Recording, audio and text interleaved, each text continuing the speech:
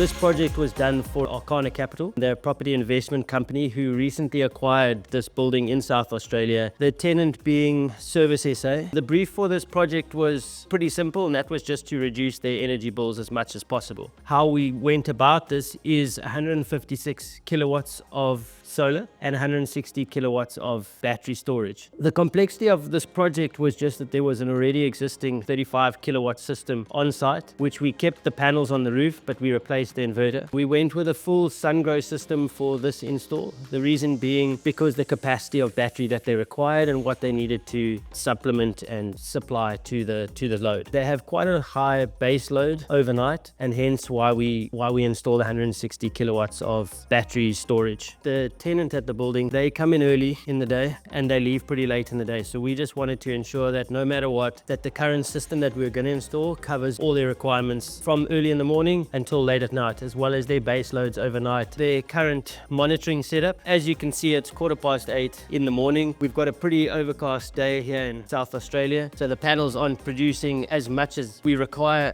right now as we speak. So currently the panels are producing just under 30 kilowatts, the load being 36 kilowatts. So we are currently drawing a small amount from our battery storage just to supplement the load, to ensure that they're not using anything from the grid. What it should look like is, as the day progresses, we slowly charge up this battery to full capacity so that it can supply overnight from the energy that's been stored in the battery from the solar that's been generated during the day. This whole scenario has worked really well so far. Currently they're not using much of the grid at all, so the system is sized very well for this specific application.